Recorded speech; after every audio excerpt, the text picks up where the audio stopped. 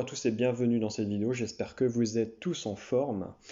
Comment méditer? Voilà, je l'avais promis, elle est là la vidéo, et ça va être une vidéo un petit peu spéciale parce que je vais la mettre en forme de façon un petit peu spéciale. C'est-à-dire que ça va être par partie en fait. Dans la première partie, je vais vous donner des conseils pour optimiser votre méditation. Ça va être une vidéo un petit peu spéciale dans le sens où je vais faire comme une méditation guidée en fait. Alors c'est-à-dire que cette vidéo en fait vous pouvez déjà la partager, vous abonner à la chaîne, lâcher un like sous la vidéo pour mieux la référencer, qu'elle soit vue le plus possible.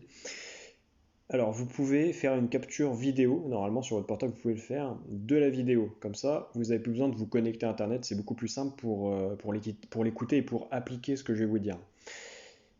Je vais faire une sorte de méditation guidée. Il faut savoir que ce n'est pas une méditation guidée. En fait, je vous donne des astuces de base physiologiques pour arriver à atteindre votre objectif qui peut être de vous détendre, euh, de vous relaxer simplement, vous détendre et vous relaxer c'est la même chose, mais aussi de vivre des expériences spirituelles, voire tenter d'atteindre l'éveil spirituel, le samadhi. Donc ça va être une vidéo guidée un petit peu spéciale. Voilà, vous pouvez vraiment mettre la vidéo sur pause et reprendre la vidéo à différents endroits de différents moments de votre journée. Si vous voulez être plus détendu le soir, pourquoi pas. Et pendant la journée, vous pouvez écouter les méthodes d'optimisation de méditation. Et bien sûr, je préviendrai lorsqu'on passera d'une partie à une autre. Voilà. Alors c'est parti, commençons par les méthodes d'optimisation de méditation. Alors c'est simple, il s'agit de quelques techniques à mettre en place, des habitudes à prendre. C'est assez facile à mettre en place en fait quelque part.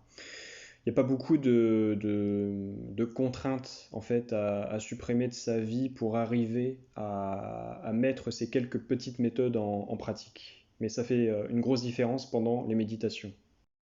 Alors, je vais déjà commencer par une petite mise en garde. Si jamais vous avez des problèmes d'ordre psychologique, déséquilibre, voire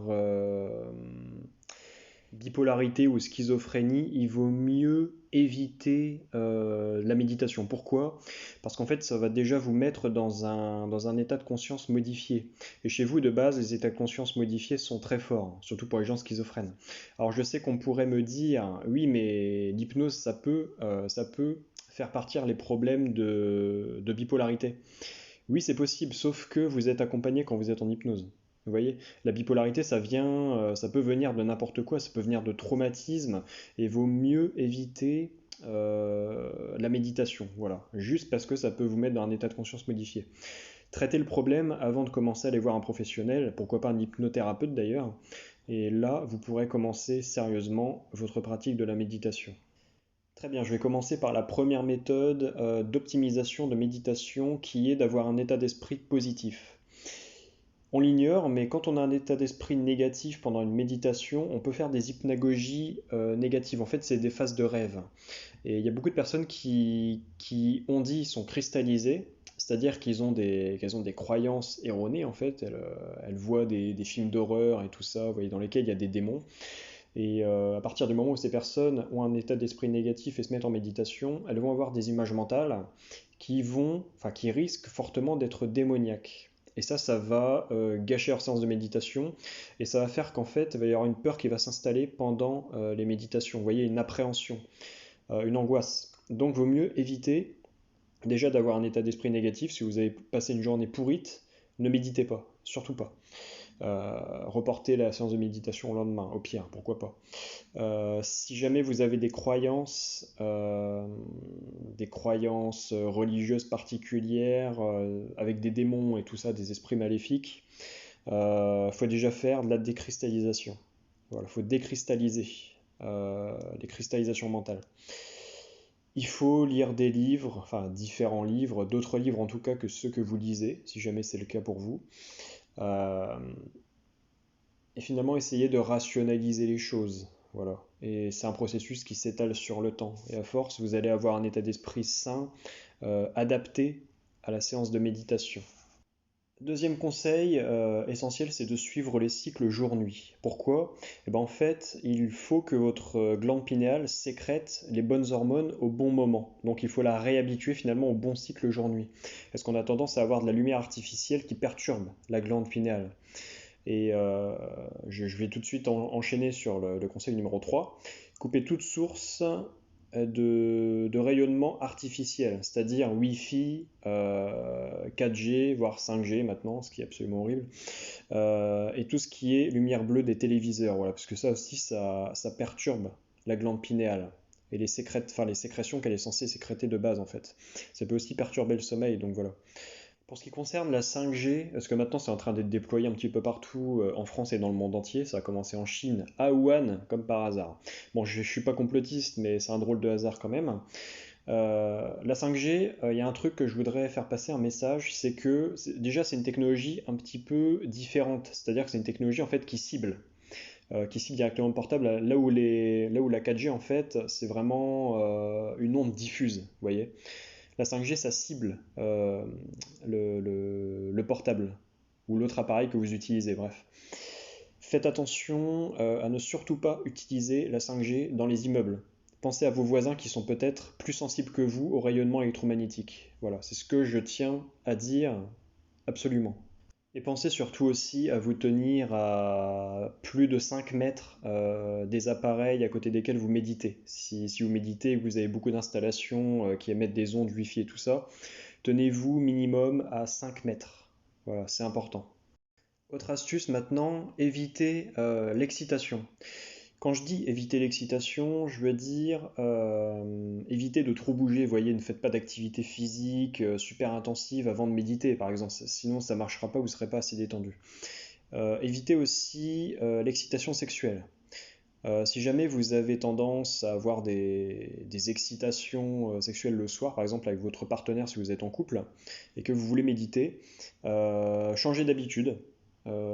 Faites l'amour à votre partenaire le matin, quoi. Voilà. Une habitude, ça se change rapidement. Donc ça, je pense que vous pouvez vous adapter facilement. On est des êtres qui s'adaptent à la base. Donc ça, c'est très important, parce que l'excitation, en fait, ça risque de créer un blocage énergétique au niveau du cœur, ce qui fait que pendant la méditation, vous allez avoir une énorme tachycardie. Énorme. Je sais de quoi je parle, ça m'est déjà arrivé. J'ai pas de partenaire, mais ça m'est déjà arrivé ce genre de truc avec un exercice spécifique.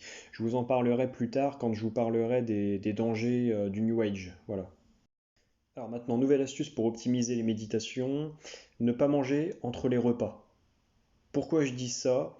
Parce qu'en fait, votre système digestif en fait, est très habitué à tout le temps digérer quand vous mangez entre les repas absolument n'importe comment, n'importe quand. Il faut réadapter votre système digestif, il faut le reposer. Parce qu'en fait, plus vous mangez, et paradoxalement, plus votre système digestif est lent. En fait, il se ralentit. Et lorsque vous arrêtez de manger, en fait, il se repose. Et en gros, tout ce qui vous permet de digérer, en fait, tous les tubes gastriques se régénèrent quelque part et se renforcent. Donc, quand vous retrouvez une alimentation équilibrée, plus de nourriture entre les repas, vous digérez plus vite. Deuxième astuce par rapport à la nourriture le soir avant de méditer, il faut manger en moins 2 heures avant de méditer. Voilà. Le temps que le corps ait bien le temps de digérer tous les aliments. Sinon, ça risque de perturber la méditation si vous avez des gaz ou envie de rôter en fait. Rien que ça peut perturber la méditation. Donc, vaut mieux éviter. Autre astuce, cette fois c'est une astuce qui vient de l'Ayurveda, de l'Inde, vous voyez, l'Ayurveda. En fait, les Indiens disent qu'on a un feu digestif. Le feu digestif, en fait, c'est la puissance de la digestion, quelque part, c'est la rapidité de digestion. Les hindous disent qu'il ne faut pas boire en mangeant, parce qu'en fait, ça ralentit le feu digestif. Alors, ce que je préconise, du coup, c'est de boire votre premier verre d'eau avant de manger, en moins 20 minutes avant. Et votre deuxième verre d'eau, il faut le boire en moins 10 minutes après avoir mangé. Quatrième astuce, évitez de manger de la viande le soir, en fait. Parce que la viande, ça met en moins 5 heures à être digéré par l'organisme. Ce qui va faire que ça va entraîner une grosse fatigue. En fait, la digestion, ça peut entraîner une grosse fatigue pendant la méditation. Et en fait, faut être ni fatigué, ni surexcité. Vous voyez, faut être entre les deux. C'est la voie du milieu. Il faut être juste détendu, voilà. Et pas trop fatigué, pas trop énervé. Le processus de digestion, ça commence par la mastication. Du coup, il faut mâcher les aliments jusqu'à les rendre liquides en fait. Et ça va grandement accélérer la digestion des aliments. Et enfin, il faut manger léger le soir, voilà. Normalement, en quantité, le soir, il faudrait manger une cuillère de riz. Il y a un dicton qui dit qu'il faut manger comme un pauvre, voilà. Et enfin, il faut arrêter de boire 1h30 avant de méditer pour éviter d'être gêné par des envies d'uriner. Alors ça, c'était vraiment les petites astuces d'avant méditation. Maintenant, juste avant de méditer, il y a quelques autres petits trucs à faire que je vais vous expliquer et qui sont très très intéressants aussi. Premier truc à faire juste avant de méditer, c'est d'équilibrer ses hémisphères cérébrales. Comment on fait? Je vous conseille de prendre des boules chinoises et de les faire tourner dans vos deux mains de façon synchronisée et changer de sens aussi de façon synchronisée en fait. Ça va faire travailler vos deux hémisphères cérébrales. Alors, je sais que normalement il ne faut pas être trop actif, mais on a découvert que les personnes qui ont les hémisphères cérébrales très très équilibrés au niveau des ondes, finalement vivaient des expériences mystiques très très profondes. C'est un petit peu le cas des autistes Asperger. Si jamais vous n'avez pas de boule chinoise, vous pouvez simplement vous asseoir sur une chaise, assez confortable quand même, ou un fauteuil, et croiser les bras et les jambes en même temps. Comme ça va créer une sorte d'équilibre des deux hémisphères. Il y a une position du yoga comme ça qui consiste en fait à plier les bras et à rejoindre les mains d'une certaine façon et ça provoque un état de détente. Deuxième astuce juste avant de pratiquer votre séance de méditation à proprement parler, c'est le fait de vider vos poumons de l'air vicié. Comment vous faites ça? En fait, vous allez simplement prendre de grosses inspirations. Alors vous allez commencer par une expiration, une grosse expiration, puis vous allez prendre plusieurs séries de grosses inspirations, pardon, et vous allez expirer profondément jusqu'à vider vos poumons entièrement. Voilà. Ça, faut le faire au moins 20 minutes avant de méditer pour dégager l'air vicié des poumons en fait. C'est l'air qui se trouve vraiment tout en bas des petites alvéoles que vous avez dans les poumons. Et le fait de respirer par le ventre aussi, ça peut faire sortir cet air vicié. C'est pour ça qu'il y a certaines personnes qui privilégient la respiration complète, yogique. Surtout qu'elle détend aussi extrêmement bien. D'ailleurs, la respiration complète yogique oxygène 40 fois plus les cellules qu'une respiration normale. Quand je parle de cellules, je parle de toutes les cellules du corps en fait.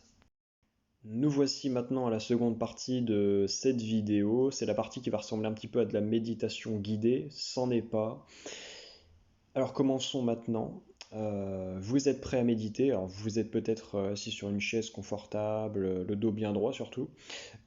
Ou alors en lotus. Alors personnellement, je peux pas me mettre en lotus, à part si j'utilise un zafu, parce qu'en fait j'ai des problèmes au niveau de la circulation des circulations dans les jambes quand je me mets en lotus.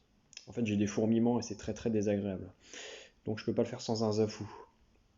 Sinon, si vous y arrivez, tant mieux, c'est génial aussi pour vous. Alors, vous êtes en position de méditation, vous êtes au calme, j'espère. Si vous n'êtes pas au calme, mettez des boules caisses dans vos oreilles.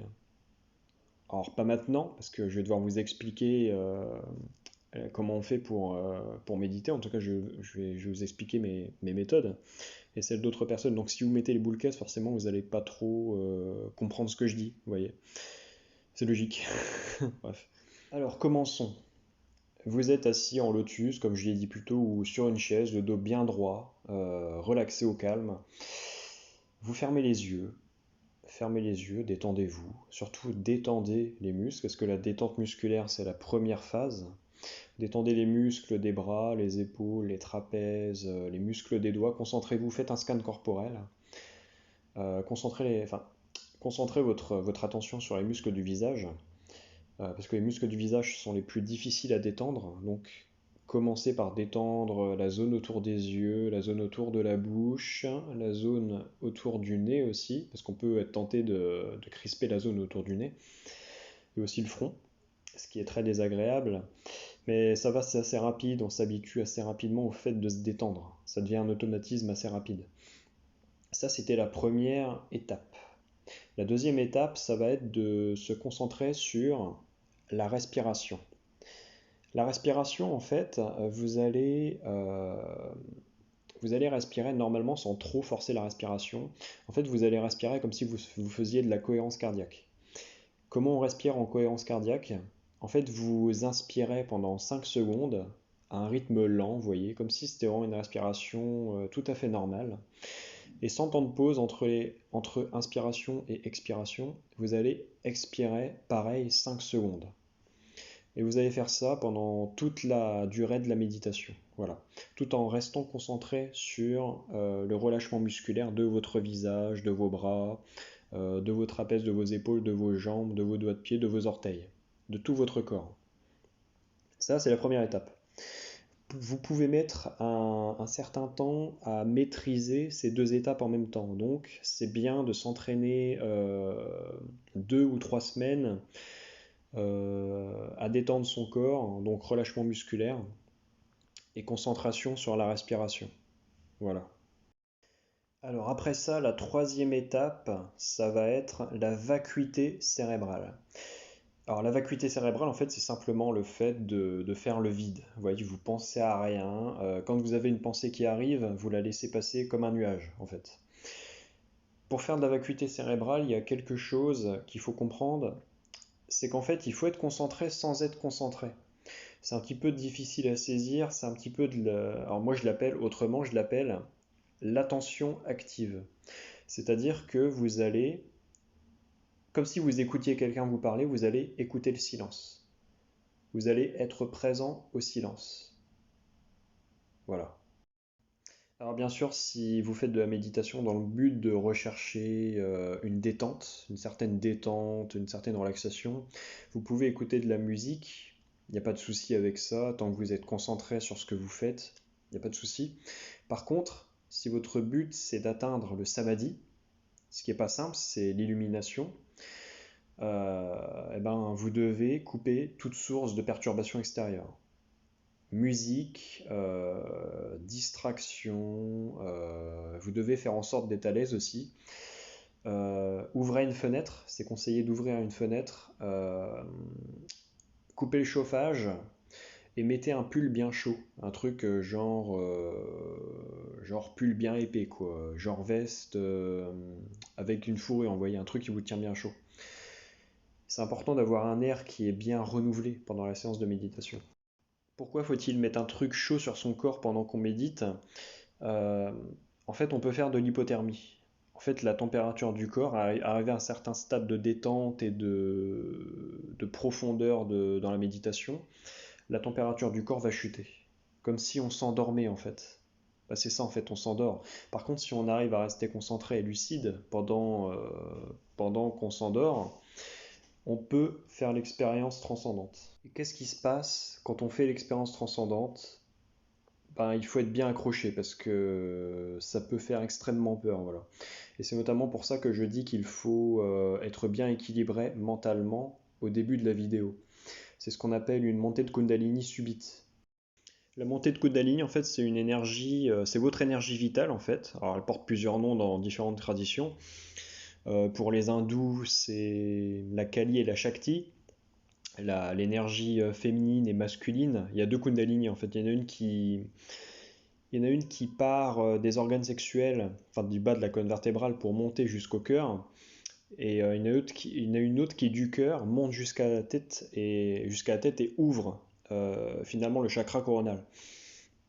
D'ailleurs, quand on contracte le muscle PC, euh, le muscle pubo-coccidien, en fait, on a l'ouverture, la fontanelle au-dessus du crâne qui s'écarte de quelques centimètres.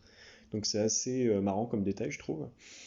Et en gros, il y a des signes qui peuvent vous faire comprendre que vous avez une montée de Kundalini. Il y a des signes très très simples, comme par exemple l'excitation sexuelle subite. Voilà, vous ne savez pas pourquoi, vous êtes excité. Euh, Ça, c'est assez perturbant, ça m'est déjà arrivé. Vous pouvez même carrément avoir des orgasmes. Mais ça, c'est un truc assez ouf à vivre. C'est assez déstabilisant, voilà. Vous pouvez avoir des balancements. Vous pouvez vous mettre à vous balancer. Il y a une période à laquelle j'avais beaucoup de balancements, c'est quand j'étais à l'université. En fait, on était assis en cours sur une chaise, j'étais bien droit, parce que je m'asseyais bien droit, et je me mettais à me balancer. voilà, de gauche à droite, sans aucune raison, c'était comme un spasme. Voilà. Et ça, c'était des petits balancements, je parle pas de gros balancements qui me font tomber de la chaise, c'était des petits trucs. Par contre, à côté de ça, alors moi j'ai de la chance, j'ai eu que des petites montées de Kundalini, des petites montées de Kundalini tranquilles.